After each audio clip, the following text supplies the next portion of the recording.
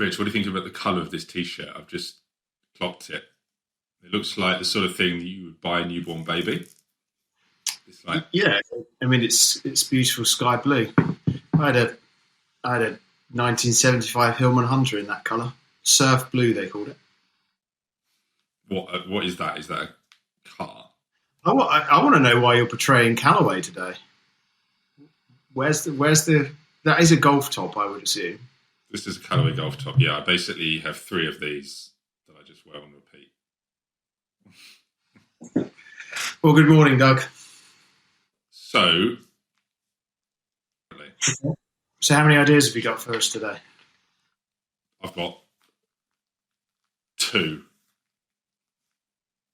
Okay. What about you?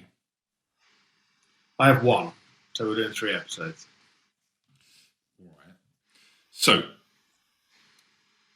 there is an AI tool called Dr. Gupta. Okay, excellent name. I think I had a Dr. Gupta when I was younger. Fantastic man. Yeah. Yeah, I can imagine there are lots of real Dr. Guptas. But this one is not real. This one is AI, and this one is like in the UK parlance, we call them a GP, where you just go on and you put in your issue and your problem, and then it kind of guides you towards what you should do. Cool, I've got chest pains. Oh, okay. How does it feel? Do you have this? Do you have this? And it's essentially, I would say it's roughly equivalent to if you phone 111. So again, anyone not in the UK, you can phone 111, which is like a medical helpline where you just give them your symptoms and what's happening, and they can direct you to what you should do. So often they'll say, you're fine, just go back to bed, or like maybe they'll call you an ambulance. So 111 is ruinously expensive. So hundreds of millions of pounds a year spent on this. 111, you're not speaking to a doctor, you're just speaking to a call handler who is essentially asking you a set of predetermined questions.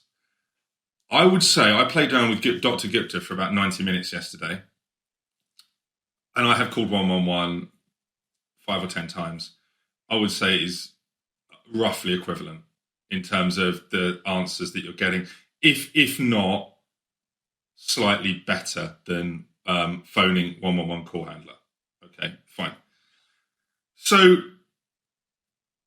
the problem... So could you just take 111 and replace it with Dr. Gupta? No, for lots of reasons. One of them being people just want to talk to a person. But what I think what you need to do, the game is this. The game is not taking all the people out and putting the AI in, certainly not in the short term. The game is like getting people comfortable with using the AI.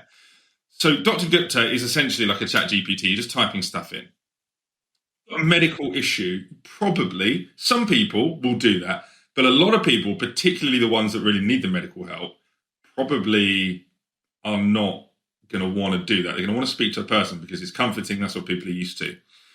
So my idea is essentially you make Dr. Gupta or Dr. Gupta equivalent more palatable. So you try to improve the UX of using it. Okay, well, how do you do that? There's a few ideas that I have, and I think this is just scratching the surface. But firstly, we turn it into like an avatar that looks like a person. So you're not just typing into a fucking chat box. Number 2, you just need to credential it. Like, it's not credentialed really at all. But actually, Dr. Gupta did like some US medical test and it scored like higher than most doctors. Let's just like put this little certificate on the wall, 98% score. Then let's put on the wall like its ratings. Like, so people have gone on, they've liked it, they've liked this person that we've created, and it's like, oh yeah, 97% kind of satisfaction rating. How many queries that it's used, how many medical papers it's read in the last, since it was born or since it started, which will be like probably millions. So, and then we need to humanize it as much as we can in terms of its accent, in terms of the fact that like maybe you go into like this like waiting room, and it sort of opens the door and it says, "How are you?" and then you kind of sit down. So clearly, a lot of people are going to want to speak to a person, particularly in the short term. But if you could even just move that by 5%, you get 5% of people to use this versus phoning 111. That's probably going to save the British Health Service like tens of millions. And then you can also you can spit it out across other health services, and you can spit it out across, like, GPs use it. Like, I phone our GP and I literally speak to one of the receptionists who triages me. Because the argument against this is, oh, you're not speaking to a medical professional.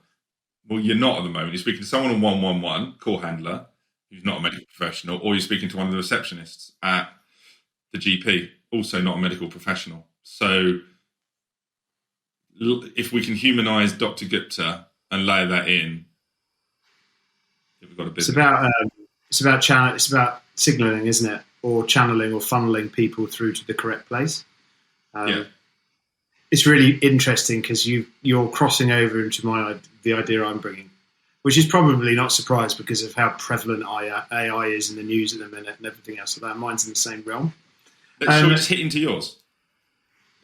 So mine is replace telephony systems. So people can, people phone up and it's like, press 1 for this, press 2 for this, and they're awful in terms of reading audio, right, or protecting audio. What happens if you had a server sitting out the back which heard your question, converted that to text, processed that through some form of ChatGPT thing, returned the scripts, and then read it in a synthetic voice? So give me an example.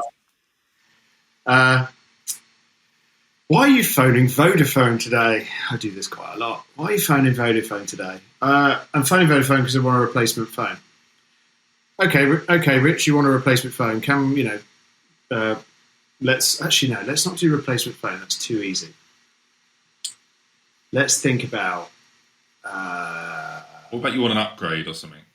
No, VAT. We have to phone VAT every now and then. Complex. Why are you phoning the VAT system today? VAT call today. I want to I want to speak to somebody about a certain thing on my VAT return for the previous period, and I can say that. Picks up keyword, and I'm sure keyword's done at the moment, but it will come back with the script of what would be a response. Okay, Rich, we understand that you want to talk about your VAT return. What exactly is it that you want to talk about? And then I can say, on this time, at this point, this is what has happened. So then it starts to become particular to my account. And that particular or very specific stuff to my account, the current telephony systems can't deal with it. So you could get ChatGPT, once I've gone through authorization, obviously, you could get some form of ChatGPT thing to go and search against the database and understand what my account is doing. And then it's going to return and say, that's correct, Rich. We can see from your previous tax return that this happened, this happened, this happened. It's all read back in, I don't know, Steven Gerrard's voice or Arnold Schwarzenegger's voice. Come on, you need to pay your bills. It's like that kind of stuff. And then it just comes back in a synthetic voice. And I think if you can process audio in and get that accurately processed, be able to call a database query and return script to then transfer to synthetic voice, I think that would be an incredible experience. Because everybody knows how bad it is. Press 1 if you'd like to do this. Press 2 if you'd like to do this.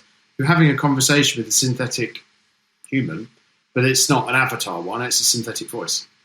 And I suggested this to Ben. He's like, yeah, great idea, but let's focus on what we're building. I was like, yes, pour water on the fire, Ben. Pour water on the fire. Yeah, put that one in the bin.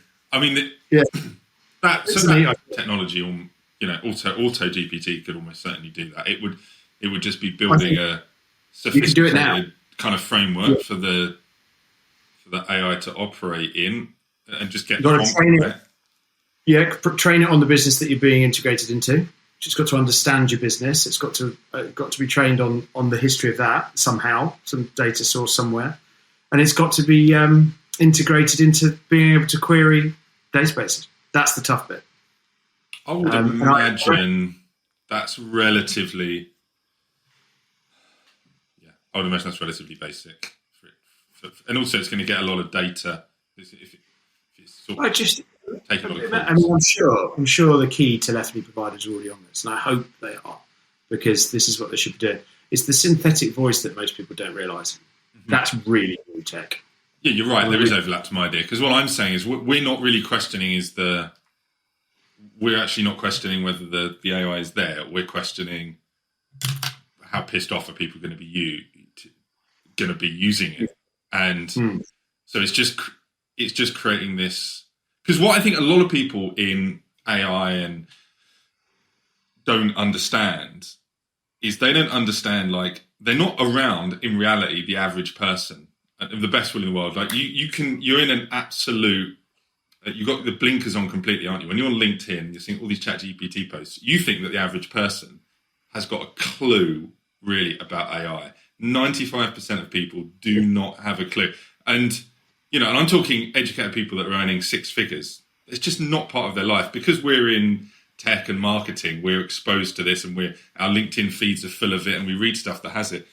I would say if you walked down Southend High Street now and you start asking people what ChatGPT was, they would think it was like a NASCAR race. They would have no idea. So, as with all of this, it's just about making it work for the public. So, like, people are going to get, if they realise they're talking to AI, which they will when they phone up Vodafone, and even though it's with Stephen Gerrard's voice, it's like keeping them on that call somehow. That's the trick. It's not making that call effective, because I think it probably already is going to be there. And it's not making Dr. Gupta effective. It's just that layer of call, like 60-year-old, like Joan, who's not massively tech savvy, would actually use it. She wouldn't say, fuck this, I want to speak to a person. Because that's when it kind of falls down. And I think the adoption period for that is going to take decades, fully. But I don't, I mean, when people are still frustrated, I just want to talk to a person. I just want to talk to a person, right? When you get on those things, on those call systems. Those systems are there to reduce cost. This is V2 for me. People are already frustrated with that very robotronic voice, that it never changes in tone, doesn't respond to you properly. We have built, in the past month, synthetic voices around our own voices. You have to record 10 words, and then you write a script, and it sort of talks back to you. It's phenomenal tech. And it sounds like me. And then what people start doing is start writing stuff I'd never say, and then putting it out across the business, which is quite amusing, but dangerous also. I think it's V2. I think it's evolution. I think that's two great examples of AI, how AI could be used inside of that quick, non-clinical advice referral is interesting, and I think telephony systems. I think that was a great 11, 12 minutes.